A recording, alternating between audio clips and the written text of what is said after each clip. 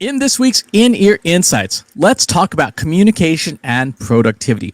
One of the things that is constantly a challenge for managers and for individual contributors, I'm raising both my hands on this one, is staying focused on what's important. One of the Mhm. things that I've observed in my work, and we talked about this on the previous live stream about with the Save Warrior on folks, is getting people to focus on the things that are important, that are going to move the needle and push the ball down the field, whatever analogy you want to use. And not get distracted by either shiny objects or things that are emotionally impactful but not results impactful, drama and gossip and the rumor mill, things that you experience in the office all the time. So Katie, when it comes to managing people, when it comes to being a good leader, how do you help people stay focused, particularly if you have all this emotionally interesting drama over here, but you have the dry but boring but yet incredibly important results-oriented work over here? Well, I do have to say, part of me misses the emotionally interesting drama of working in a larger office because, at Trust Insights, it's me, you, and John, and we don't have the emotionally interesting drama anymore, which is a good thing. It does help us stay focused. But I was just the say the most question, drama we have is whatever John had to fix in his rental apartments. that's Like, right. you pulled a what out of the toilet? Um, right, but we're not like at each other's throats or gossiping behind our backs. And so I would say, first and foremost, you have to acknowledge that it's going to happen. You have to acknowledge, and this is why I manage people and not you, Chris, is that you have to acknowledge that we're human and that this is going to happen. And so, where I've seen a lot of managers go wrong is to try to decree that you're not allowed to gossip, you're not allowed to have feelings, you're not allowed to interact with your coworkers unless it is work related. And that is, it's like telling a little kid they can't do something and then they're like, "Oh, well, I'll show you. I'm going to go do it anyway and I'm going to do it 5 times worse than I was going to do the first time." I did this as a kid. My dad said, "You can't climb that tree." So immediately I went over, climbed the tree, fell out, broke my elbow.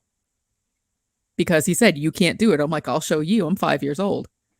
And so it's the exact same thing when you are in a workplace environment or any kind of environment where you have a group of people, a community, a workforce, a team. Naturally, people are going to have emotions about things. People are going to sometimes not get along. They're going to have conflict. And you just have to acknowledge that this is going to happen. So that's the first thing is one, don't pretend it's not going to happen or don't try to enforce that it can't happen or you can't acknowledge it. Like telling your coworkers you're not allowed to talk to each other about your weekends or after work plans because it's not productive is absolutely going to kill morale. So that's number one. Number two is knowing that it's going to happen. You have to set aside time to deal with it, to allow people to indulge in it a little bit, but put guardrails around it. So if you think about, we as humans, we have a lot of emotions and, for good or ill, a lot of us will say, "I can't deal with this right now. I'm just going to have to bury it and deal with it later." But later never comes. And then whatever has been bubbling up inside of us manifests itself in very unhealthy ways. The same is true of workplace drama and gossip and conflict and emotions. You're just dealing with more individuals. And so you have to set aside time to allow people to indulge in the gossip or indulge in the emotions or whatever the thing is and then rein them back in because they have to get it out of their system. It's healthy to do so, but you as the manager need to make sure that you're putting those parameters and guardrails in place to keep it healthy. How do you do that though when people are emotionally engaged with it, but it's Mhm. counterproductive? Like, you can see it's actually physically harmful to their own mental well-being. In this particular example, there's obviously the group of folks who are working on the campaign, and then there's this whole group of people outside, a bunch of which, well, not a bunch, but a few of which are trolls, right? There's non-productive Sure. human beings, but they create a lot of drama. Even though if you look from a data perspective, which is what I always do, and you see like, wow, this person is so unimportant that Mhm. their keyboard is probably covered in Cheeto dust because they never leave their desk and they never actually see other human beings in real life. And so you have these troublemakers who are even outside the organization. Imagine like, just a small set of really bad customers that you can't just kill. But it's impacting the productivity and the mental well-being of your team. How do you help your team focus? Not to say that, like, you're not allowed to feel things, but more like, Right. these people over here are really bad for you and they're really unimportant. Could we try paying less attention to them? It's going to be a different solution for every individual. And that's where management of people gets really, really hard, because there is no one size fits all solution. So Chris, if we take you, for example, I know you well enough to know, like, if you step on stage and you give a talk about something and then you get your speaker feedback, 99% of it is going to be positive. And then you're going to have that one person who's going to say, I hated it. I didn't get it. I know you as an individual are going to look at that one person and go, they don't matter. Someone else who isn't you, maybe me perhaps, or someone who isn't as self-assured or confident, might skip over that 99% glowing review and focus only on that one and say, why does this person hate me? Why does this one person, what do I need to do to win over this one person? And it doesn't mean that that's what you need to do. You don't need to win that person over, but you as the manager need to recognize that that's the train of thought going through your team member's head and say, okay, I know if this one person gets this one piece of negative feedback, regardless of the other glowing positive things that are happening, they're going to fixate on that negative. And that's where you, as the people manager, not as the therapist, let's be clear, you have to draw those boundary lines. You also need to be comfortable saying, perhaps this isn't appropriate for me to help you deal with, but I'm acknowledging that this is something that needs to be dealt with, but I am not the person to help you because I am not a licensed therapist. I am not, your best friend. I am your coworker, whatever the situation is. But, back to the point of, you need to understand what is likely happening and then, say to your team member, hey, so Chris, I thought you did a really outstanding job with that talk that you gave on stage. Can you help me understand why you're not feeling so great about it? This opens up the conversation for the other person to say, well, I thought I did really good too, but this one person, Katie, just totally tore me apart and told me that, I really sucked wind and that, it was completely unuseful. And I worked so hard at it. As a manager, that's your cue to say, okay, I hear you. I understand. And I acknowledge that this one person made you feel really crappy. And then you start to explore, like, what would you like to do about it? Is it something that, like, you want to work harder at? Do you want to go after this person? So starting to understand where that individual's head is at. And this is when it gets harder to do at scale. So I'm talking about an interaction one-on-one. If I have a team of 30 people and I have to do this interaction one-on-one, this is where people management gets really, really tricky, and where a lot of companies do it poorly because they just mass manage. They have, here's the one solution for everybody. And if you have feelings, too bad. Go to take it to HR. Oh, we let HR go 6 months ago. All right, well, go for a hike. Oh, we don't give you that personal time off anymore. Well, good luck, sucker. And so that's where a lot of companies fail to acknowledge that each individual person is going to have a different reaction to the same situation. And so when we were working at the agency, Chris, 100% of my time was spent managing the team. 80% of that was spent managing the team's emotions to help keep them productive, to remind them, to refocus them. And that's why you need to have a people manager, not just like a technical manager or individual contributors.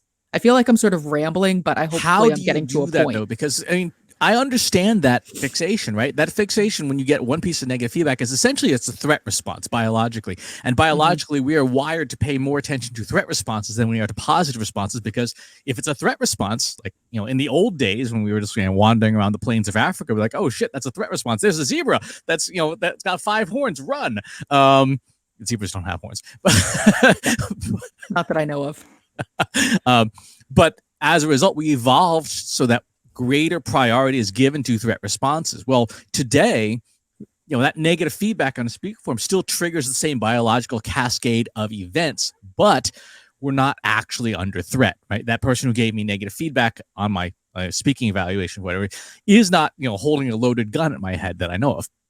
And so how do you help somebody transcend that to say, okay, I understand what's going on, and what's going on is perfectly understandable because it's Mhm. wired in your biology. But Mhm. how do you then help that person make a healthy transition to say, okay, we acknowledge that this is the case, but here's what you can do to work around. Here's some ways to possibly work around that to say, okay, let's defuse the threat response somehow and get you back on track. Depending on the person and what they have going on personally, you may not be able to, because again, it's people manager. Let me sort of step back. People managers, good people managers are sympathetic and empathetic and want to help people. They are basically people who decided not to pursue, psychology and decided to pursue management instead. I'm one of those people.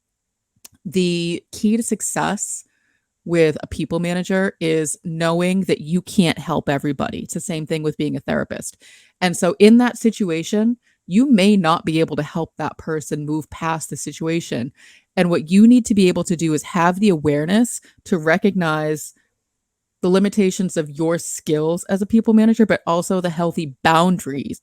And I emphasis on boundaries with a capital B of you being able to help this person. You cannot heal their trauma. You cannot, be their therapist because that is not your role. And that is a dangerous road to go down if you are not a licensed therapist. And so you may be trying to, you think you're helping out a friend. Well, they're your coworker. You might be friendly with them. You might be friends with them outside of work. But I am emphasizing 3 more times boundaries, boundaries, boundaries, because you may be trying to help them, but inadvertently giving them unhelpful, unhealthy advice. But you don't know that because you're not a trained professional. And so I wanted to emphasize that, but back to your question, you can do exercises that are within sort of the scope of your job of being a people manager. Okay, so Chris, it sounds like this person's feedback really bothered you. Maybe we do an exercise where we pretend that, I'm the person who gave you the bad feedback. What would you want to say to me? And let them get it out of their system and say, okay, great. Can we move on from this now? Or are you still holding on to those negative emotions? Or do you feel like this feedback impacts other parts of your work? You aren't able to be as productive. And so it's less of you providing solutions and more of you helping the other person come to their own solutions, as long as they stay transparent with you about what those solutions are and that they're healthy and productive. But let me emphasize one more time, healthy boundaries with a capital B. There are limitations for you as a people manager of what you can and can't help someone with. So in this situation, how do you also prevent contagion? So one of the things that tends to happen is when one person sort of spirals, Yep. in cases, and we saw this, with our old team as well, they kind of drag other people along with them. It's hard because we're pack animals. We find our communities, we stick together, we want to support. And so, let's say, for example, Chris, this one piece of negative feedback has you spiraling, and you start confiding in John and saying, John, like, I'm really having a hard time with this. And John, not realizing sort of the bigger picture is like, you know what? Yeah, that guy really is a jerk. I can't believe that they gave you this piece of feedback. And they are trying to be supportive, but really what they're doing is fueling that negative self-talk of, yeah, that guy really is the worst. And so you go from being self-pitying to being really angry and ragey and like, okay, I got to get this guy. I have to show everybody that I am better than this guy thinks I am. And to your point, Chris, this guy is inconsequential. Their feedback is one of 1,000, one of 1,000,000. It doesn't matter because it's one person's opinion and not everybody is going to like you. And so the way to help stop that contagion is to, again, sort of back to the beginning, acknowledge that it's likely going to happen and sort of setting those ground rules with your team on a regular basis of, we're human, we have emotions, shit happens, we're going to feel things about it, but let's make sure that we are finding time and space to talk about it collectively and productively, and then we can try to let go of it. And if you can't let go of it, if you're still struggling with it, then let's find other solutions. But one of the things we don't want to do is, bring down our other team members or involve them in things that they don't necessarily need to be involved in. Now, I'm saying all of this knowing that it's never going to work that way, knowing that everyone's going to go behind my back as the manager and be like, Katie's such a nerd. I can't believe she thinks that we're not going to talk about this. We're not going to talk about our salaries. We're not going to talk about her. I absolutely 100% acknowledge that that was happening and going to happen. But my job is to hold the line and keep repeating, this is what my expectations of you are as the team, that you will not bring these conversations to other people. But then you also need to help them understand, if you start to bring these conversations to other team members, here are the negative consequences, not like a slap on the wrist, not like a reprimand, but here are the negative consequences. We then start to be less productive with our clients. If we're less productive with our clients, we can no longer service them as well. If we can't service them as well, they will fire us. If our clients fire us, that means that we will no longer have a need for you at this company. And not in a threatening way, but helping people understand the ripple effect of spreading gossip, basically. And so if you keep people unfocused and unproductive, then it's going to have negative impact. The flip side of that is then you say, here's what we can focus on. Here's all the positive, productive things. So you need to not only show them what's negative, but you need to offer them the alternative of almost, I hate to even say it, like, here's the shiny objects over here that you can focus on. Here's the things that you can be passionate about, the things that you can delve into that aren't, unhealthy, like this thing over here. No, that makes total sense. That's something that I've certainly seen play out with varying degrees of success depending on the person throughout my career, and it is one of those things. It's like sometimes it helps, sometimes it doesn't, and it's not even that it doesn't help on a person basis, but even just on a situational basis. Some things people resonates with people, some it really doesn't, but it's annoyingly complicated. My first instinct is just commission some drones to go deliver high explosives to the person's house, but apparently only Ron Perlman can say that. Yeah, no, and this is the thing, and I'm going to keep repeating it because it's so important that you can't help everybody, period.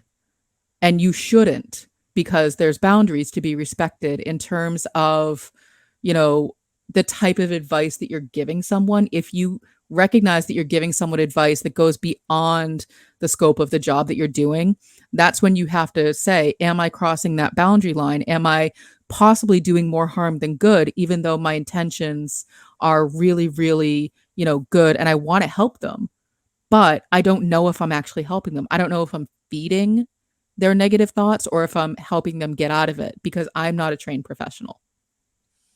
Does that get complicated if someone is a trained professional? How so? Suppose like you as maybe as a CEO or a CM or whatever in your past, maybe that was a job that you held. So in that sense, you need to be upfront and sort of, it's a different skill set. It's a different context. So let's say, Chris, for example, you were really struggling with this one piece of feedback and you said, Katie, I can't move on from this thing. If I had been a licensed, psychologist in the past and my license was still valid, then it's okay for me to acknowledge that I understand what you're going through, but my job is to refer you then out to a different colleague that I would then trust, because it's a conflict of interest as your boss and then also as a licensed professional.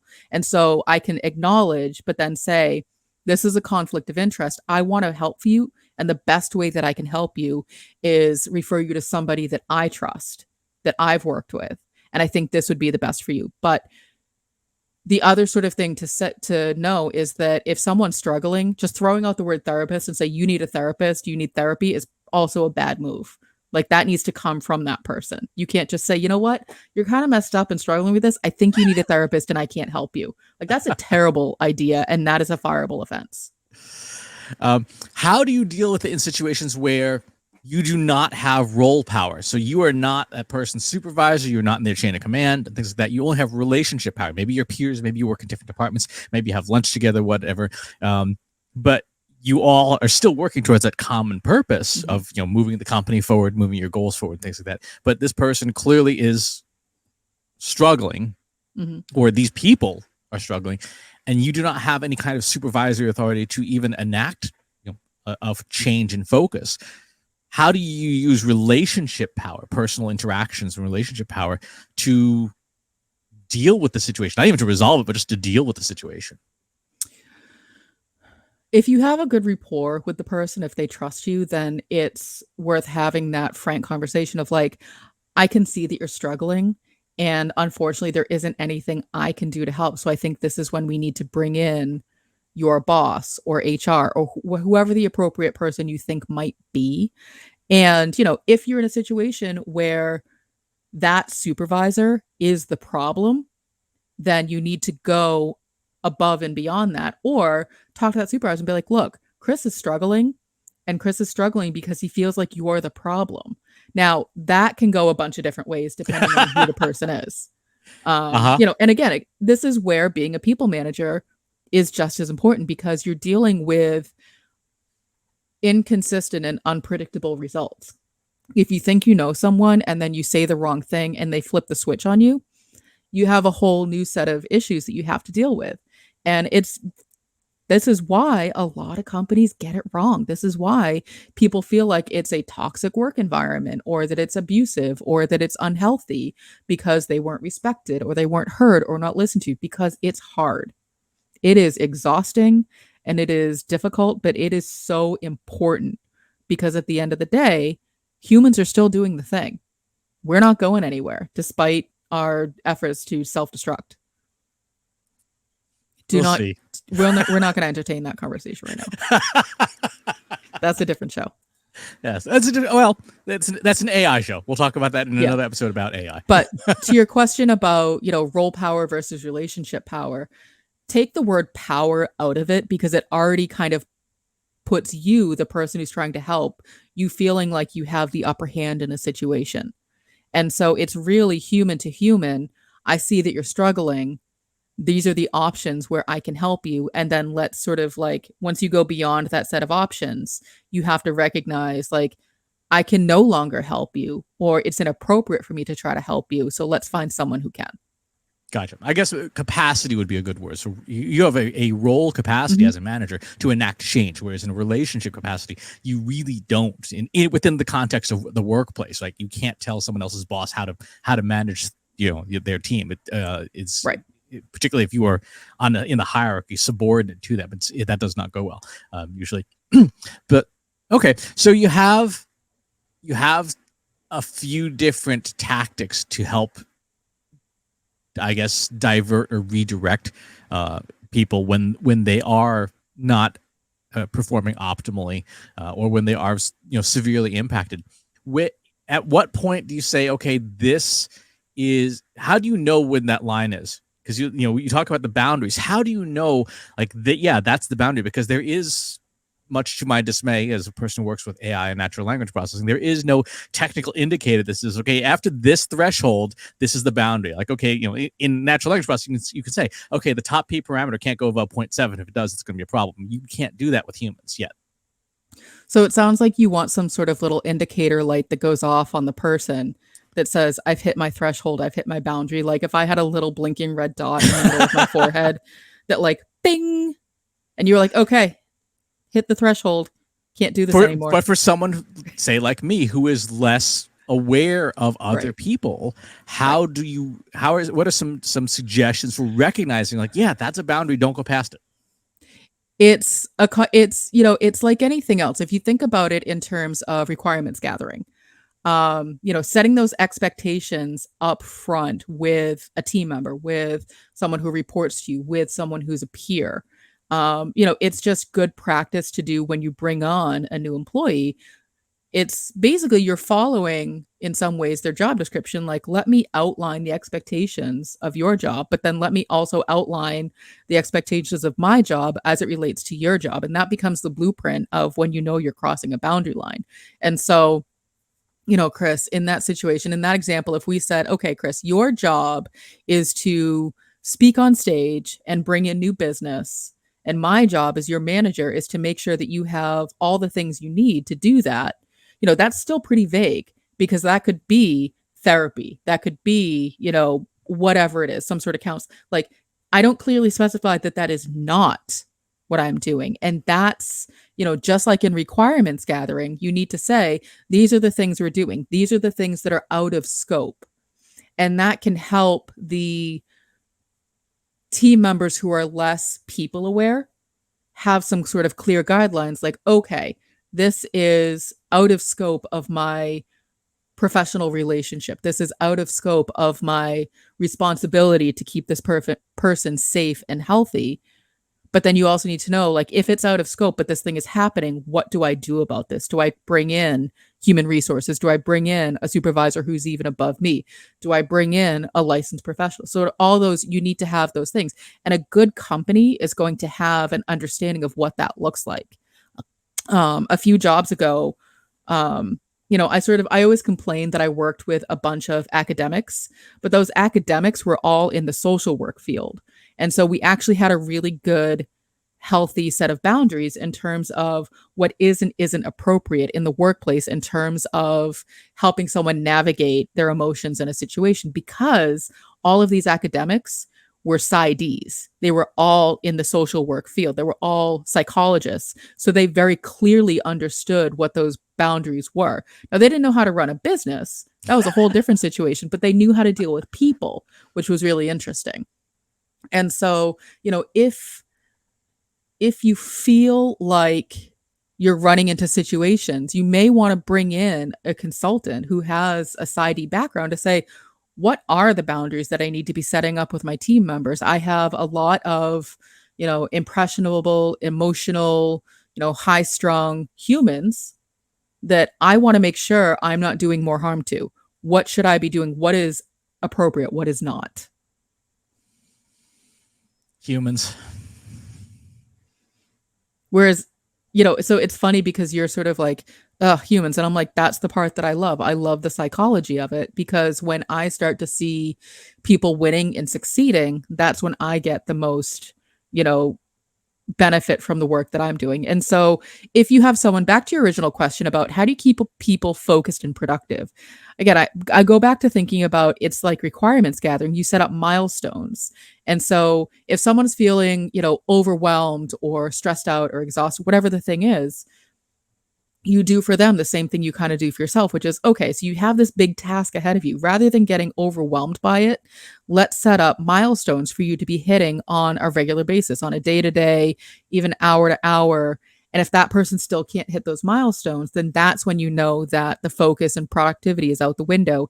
And that becomes a different conversation. And so you give them the tools to set them up for success and say, what do you feel you are capable of doing? And this is what we as the company need from you. So is there a middle ground? Is there a way that we can work together to keep moving things forward? And if not, that's a different conversation. Gotcha. So it sounds like there are tools, but the first set of tools that anyone in any position where you have responsibility needs to build, if you don't have those tools already, is those boundaries. And then once you have those boundaries, you can understand what you can and can't do. Then you can bring out the various different tools like coaching or milestone setting or variable task management to help those people accomplish as much as they're capable of doing in the situation that they're in. And with that, and this is where a lot of people managers fall down themselves, is my expectation of what you're capable of, Chris, and what you're actually capable of might be two different things. And so recognizing that me as a people manager putting my expectations on you might also be detrimental. And so I, as the people manager, really have to take my feelings, my opinions out of the conversation and really just focus on you as the individual contributor to understand, here's what you are actually capable of. Now, easier said than done. The company may have expectations that they expect you to be meeting, and that does need to be part of the conversation. But you also just need to recognize, like, maybe this person is never going to be an A plus player. Maybe they're a B player, maybe they're a C player, but that's okay because there is still value in that because it moves things forward just in a different way. Gotcha. All right. Well, I think I have enough things to at least give some thought to regarding a particular group of people. If you have some things you would like to chat about within your own boundaries, please join our free Slack group. Go to trustinsights.ai/analytics for marketers, where you and over 3,200 other marketers are asking and answering each other's questions every single day. And wherever it is you watch or listen to the show, if there's a channel you would rather have it on instead, go to trustinsights.ai/TI podcast. You can find us on most channels. Thanks for tuning in, and we'll talk to you next time.